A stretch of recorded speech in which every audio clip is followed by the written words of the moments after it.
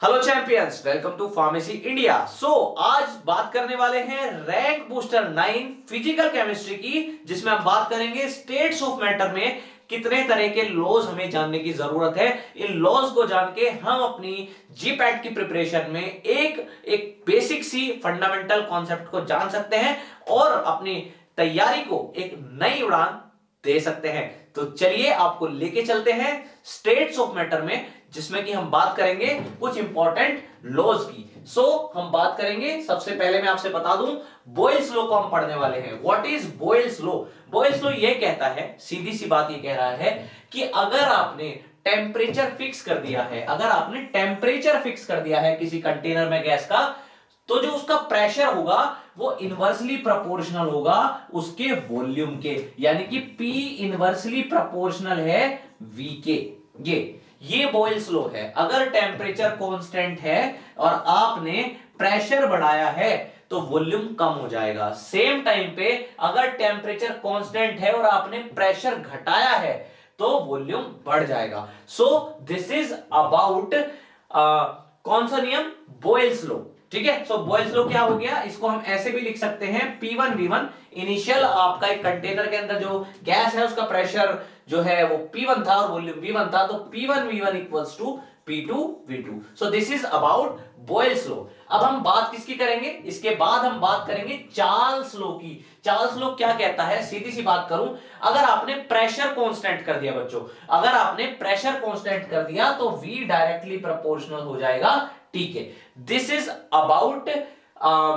All about Charles law. मतलब जितना ज्यादा आप टेम्परेचर बढ़ाएंगे उतना ज्यादा गैस का वॉल्यूम बढ़ेगा। क्या कब बढ़ेगा? प्रेशर कैसा रखना है? कांस्टेंट रखना है। This is about Charles law. इसको हम कैसे लिख लेते हैं? V1 upon T1 equals to V2 upon T2। This is basically Charles law. Charles law समझ में आया? वॉल्यूम डायरेक्टली प्रोपोर्शनल होता है टेम्परेचर के। नाउ अब बात करते हैं what is गे-लुसैक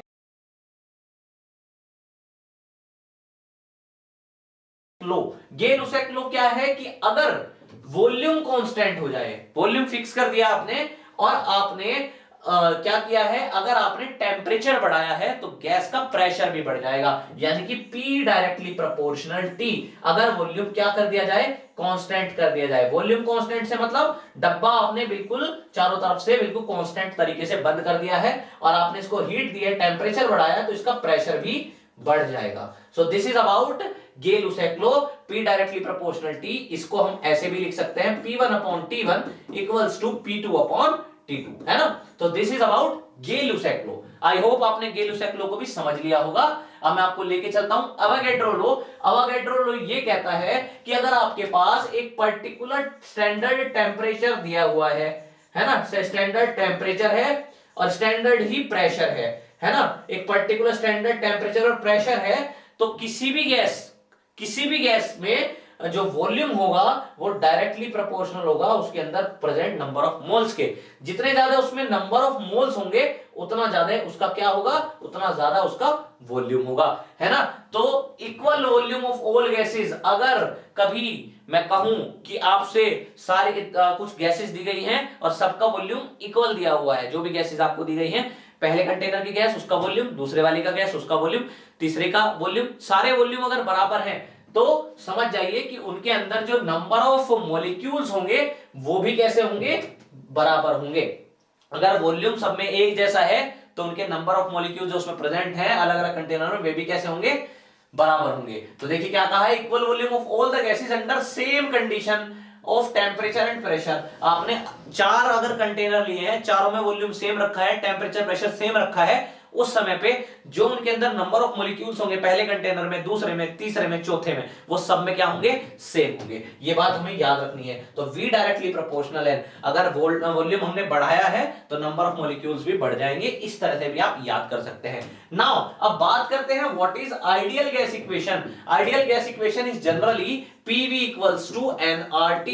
What is P? P for pressure of the gas, P for volume of the gas, N for number of the moles of the gas, R for gas constant and T for temperature of the gas. ठीक है ना? तो ideal gas obey all the three laws. अगर आपकी gas ideal gas है, ऐसी gas को ideal gas बोलते हैं जो बॉयल्स लॉ को, चार्ल्स लॉ को, अवोगाड्रो लॉ को स्ट्रिक्टली फॉलो करती है। ऐसी गैस आइडियल गैस होती है और आइडियल गैस इक्वेशन क्या होती है?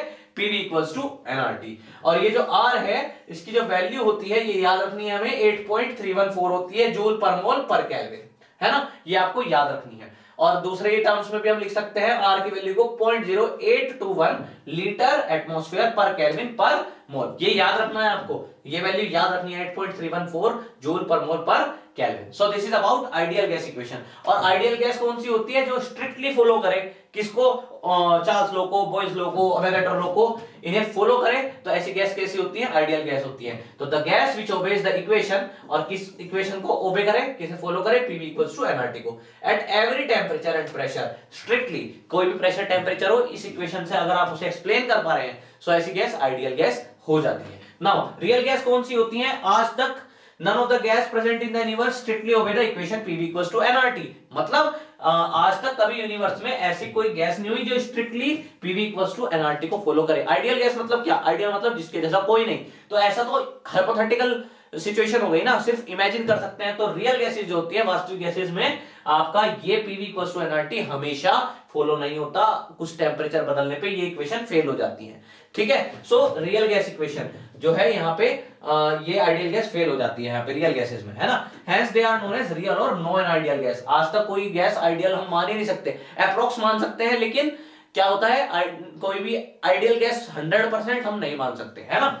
सो real gases behave ideally at, ये याद रखने की बात है, ये इंपॉर्टेंट है, लो प्रेशर और हाई टेम्परेचर पे। जो रियल गैसेस होती है, रियल गैसेस मतलब जो हमारे डेली लाइफ वाली गैसेस है ना, नाइट्रोजन, हाइड्रोजन, ये सब ये रियल गैसेस होती हैं। ये लो प्रेशर पे है और हाई टेम्परेचर पे है, तब तो ये कुछ आइडियल के जैसे बिहेव करेंगी। लेकिन अगर इनका आपने प्रेशर हाई कर दिया, टेम्परेचर लो कर दिया, तो वे आइडियल गैस इक्वेशन को फॉलो करना बंद कर देती हैं। बात समझ में आई? सो जो रियल गैसेस होती हैं वो लो प्रेशर पे और हाई टेम्परेचर पे आइडियल गैस की तरह बिहेव कर सकती है।